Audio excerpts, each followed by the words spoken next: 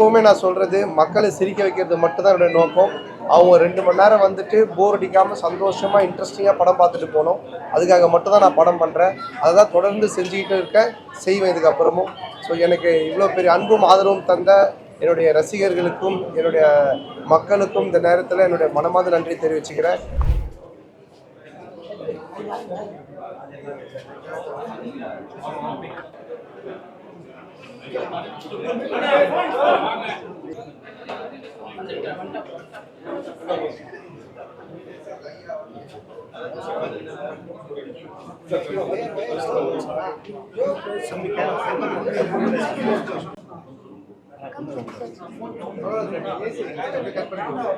ரொம்ப ஹேண்டியா டச் பண்றாங்க.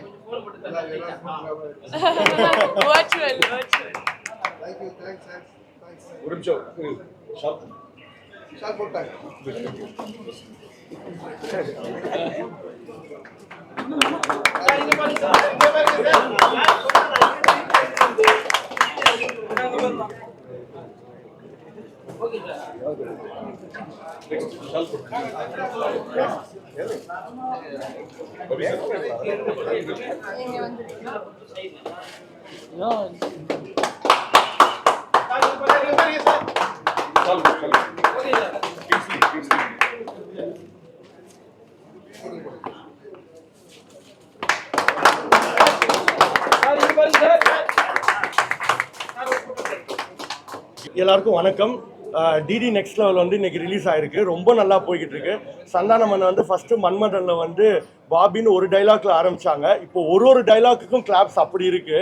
ஸோ அண்ணா படத்தோட பேர் டிடி நெக்ஸ்ட் லெவல்னா நெக்ஸ்ட் லெவல், புக்கிங்கும் நெக்ஸ்ட் லெவல், ரெஸ்பான்ஸும் நெக்ஸ்ட் லெவல், ரிப்போர்ட்டும் நெக்ஸ்ட் லெவல். உங்களோட எல்லா படமும் நெக்ஸ்ட் லெவலாக இருக்கணும். கமலாக்கு வந்ததுக்கு thank you so much. DD next level படம் பாருங்க, என்ஜாய் பண்ணுங்க. சூப்பராக இருக்கு, நீங்க பார்த்து என்ஜாய் பண்ணுங்க. தேங்க்யூ. எல்லாருக்கும் வணக்கம் அண்ட் தேங்க்யூ ப்ரைஸ் வந்திருந்தீங்க. ஸோ எல்லாருக்கும் ரொம்ப பிடிச்சிருந்துச்சு படம் அண்ட் தியேட்டர் ரெஸ்பான்ஸ் அவ்வளோ நல்லா இருந்துச்சு.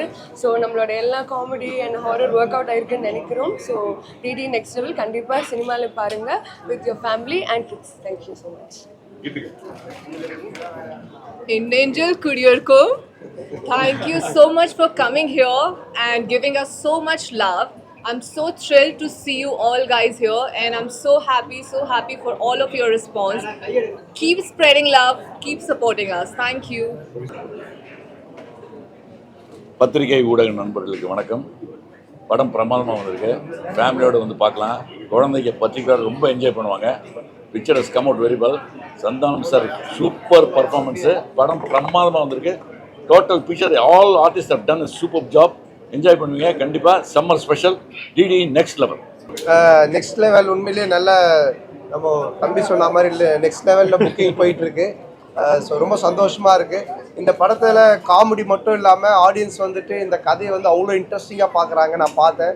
ஸோ சீன் பை சீன் பயங்கரமாக அதை வந்துட்டு என்ன சொல்கிறது, ஒரு கிளைமேக்ஸ் மாதிரி எவ்ரி சீன்ஸுமே பார்த்துட்டு இருக்காங்க. ப்ளஸ் நல்லா என்ஜாய் பண்ணுறாங்க. ஸோ எப்போவுமே நான் சொல்கிறது, மக்களை சிரிக்க வைக்கிறது மட்டும்தான் என்னுடைய நோக்கம். அவங்க 2 மணி நேரம் வந்துட்டு போர் அடிக்காமல் சந்தோஷமாக இன்ட்ரெஸ்டிங்காக படம் பார்த்துட்டு போகணும். அதுக்காக மட்டும்தான் நான் படம் பண்ணுறேன். அதை தான் தொடர்ந்து செஞ்சுக்கிட்டு இருக்கேன், செய்வேன் இதுக்கப்புறமும். ஸோ எனக்கு இவ்வளோ பெரிய அன்பும் ஆதரவும் தந்த என்னுடைய ரசிகர்களுக்கும் என்னுடைய மக்களுக்கும் இந்த நேரத்தில் என்னுடைய மனமார்ந்த நன்றி தெரிவிச்சுக்கிறேன். ஸோ உங்கள் அனைவருக்கும் இதை நீங்கள் சப்போர்ட் பண்ண ப்ரெஸ் அண்ட் மீடியா உங்களுக்கும் சரி, ரசிகர் மன்ற தலைவர் குமரன் இருக்காரு, அவருக்கு எல்லாருக்கும் இந்த நேரத்தில் மனமார்ந்த நன்றி. தேட்டருக்கு போய் குடும்பத்தோடு பாருங்கள். கண்டிப்பாக போர் அடிக்காமல் 2 மணி நேரம் இன்ட்ரெஸ்டிங்காக காமெடியோடு சிரித்து என்ஜாய் பண்ணிட்டு வருவீங்க. அது வந்து கேரண்டி. நல்லா போயிட்டுருக்கு. உங்களுடைய அன்புக்கும் ஆதரவுக்கும் பெரிய வெற்றி படமாக்கி தந்ததுக்கும் மிகப்பெரிய நன்றி. தேங்க்யூ. சொல்லியிருந்தீங்க பெருமாளுடைய பந்தன் அப்படின்ட்டு. கிசா 47 பாடல் வந்து வைக்கப்பட்டிருக்கு. இது வற்புறுத்தலால பண்ணப்பட்டதா இல்லை நீங்களே மனமொழிக்கு தவறிட்டு? இல்லை, அது முடிஞ்சிருச்சு. இந்த நம்ம ஒரு காமெடி சொல்லுவோம், முடிஞ்ச கல்யாணத்துக்கு ஏன் மோல் அடிக்கணும்ட்டு. எல்லாம் முடிஞ்சு படம், ஆனால் இப்போ படம் வந்துருச்சு. படத்தை எல்லாரும் பார்த்து என்ஜாய் பண்றாங்க, அதை பத்தி நம்ம பேசுவோம், அந்த சந்தோஷத்தை கொண்டாடுவோம். Okay, thank you. பேய் படங்களுக்கு தொடர்ச்சியாக தமிழ் மக்கள் கொடுக்கக்கூடிய வரவேற்பு எந்த அளவுக்கு?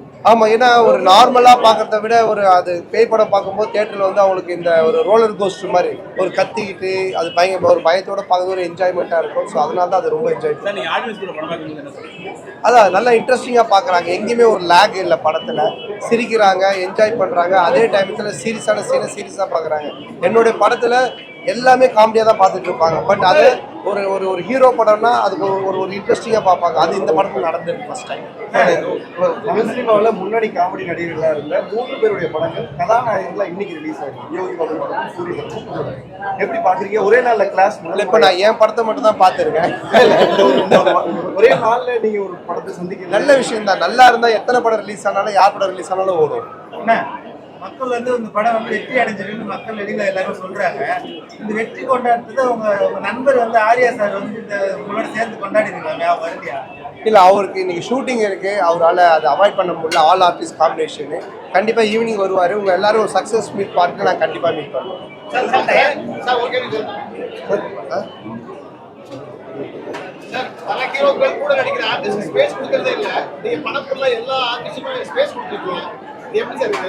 ரொம்ப நல்லா இருக்கு. அண்ணனுக்கு ஃபர்ஸ்ட் ஸ்பேஸ் கொடுங்க. ஸ்பேஸ் கொடுத்தானே வாழணும். அப்பதான் நமக்கு கடவுள் நல்ல ஒரு ஸ்பேஸ் கொடுப்பாரு. சார், படத்தோட ரிவ்யூவரா வந்திருக்கீங்க, ரிவ்யூ பண்றவங்களே கலாய்ச்சிருக்கீங்க. உங்களோட படத்துக்கு எப்படி ரிவ்யூ வரும் அப்படின்னு ஏதாவது அசம்ஷன் இருக்கா? இல்ல, நல்லா அது ஆமா நல்லா இருந்தா அதனால நாங்க சொன்னோம். நாங்களே வந்துட்டு ரிவ்யூவரை கலாய்ச்சி ஒரு படம் எடுக்கிறோம் அப்படின்னும் போது அது ரிவ்யூ என்ன மாதிரி ஆகும் அப்படின்றதுக்காக அதை கரெக்டாக கன்க்ளூஷன் பண்ணியிருக்கோம். ரிவ்யூவர்னா எப்படி இருக்கணும், ப்ரொடியூசர் எப்படி இருக்கணும் சொல்லிட்டு அதான் அவரும் சொன்னார். ஒரு வெற்றி படமா அது வந்திருக்கு அப்படின்றது. மீண்டும் ஆர்யா சாரோட தயாரிப்புல நீங்க நடிப்பீங்களா? நிச்சயமா இதனுடைய வசூலும் கலெக்ஷனும் பார்த்துட்டு கண்டிப்பாக நடக்கும். அது நன்றி. தேங்க்யூ.